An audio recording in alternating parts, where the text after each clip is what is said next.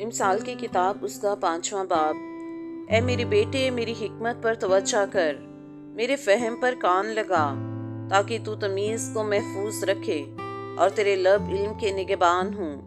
کیونکہ بیگانہ عورت کے ہونٹوں سے شہد ٹپکتا ہے اور اس کا منہ تیل سے زیادہ چکنا ہے، پر اس کا انجام ناگن دھونے کی مانند تلخ اور دودھاری تلوار کی مانند تیز ہے۔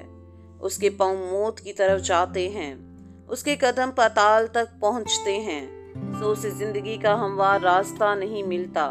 اس کی راہیں بے ٹھکانہ ہیں، پر وہ بے خبر ہے۔ اس لیے اے میرے بیٹو، میری سنو اور میرے منہ کی باتوں سے برگشتہ نہ ہو۔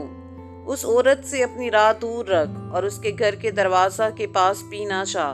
ایسا نہ ہو کہ تو اپنی آبرو کسی غیر کے اور اپنی عمر بے رحم کے حوالہ کرے۔ ایسا نہ ہو کہ بیگانے تیری قوت سے سیر ہوں اور تیری کمائی کسی غیر کے گھر جائے، اور جب تیرا گوشت اور تیرا جسم گل جائیں تو اپنے انجام پر نوحہ کرے اور کہے میں نے تربیت سے کیسی عداوت رکھی اور میرے دل نے ملامت کو حقیر جانا۔ نہ میں نے اپنے استادوں کا کہا مانا، نہ اپنی تربیت کرنے والوں کی سنی۔ میں جماعت اور مجلس کے درمیان قریباً سب برائیوں میں مبتلا ہوا۔ تو پانی اپنے ہی حوض سے اور بہتا پانی اپنے ہی چشمہ سے پینا۔ کیا تیرے چشمے باہر بہہ جائیں اور پانی کی ندیاں کوچوں میں، وہ فقط تیرے ہی لیے ہوں، نہ تیرے ساتھ غیروں کے لیے بھی۔ تیرا سوتا مبارک ہو اور تو اپنی جوانی کی بیوی کے ساتھ شاد رہ۔ پیاری ہرنی اور دل فریب غزال کی مانند اس کی چھاتیاں تجھے ہر وقت آسودہ کریں اور اس کی محبت تجھے ہمیشہ فریفتہ رکھے۔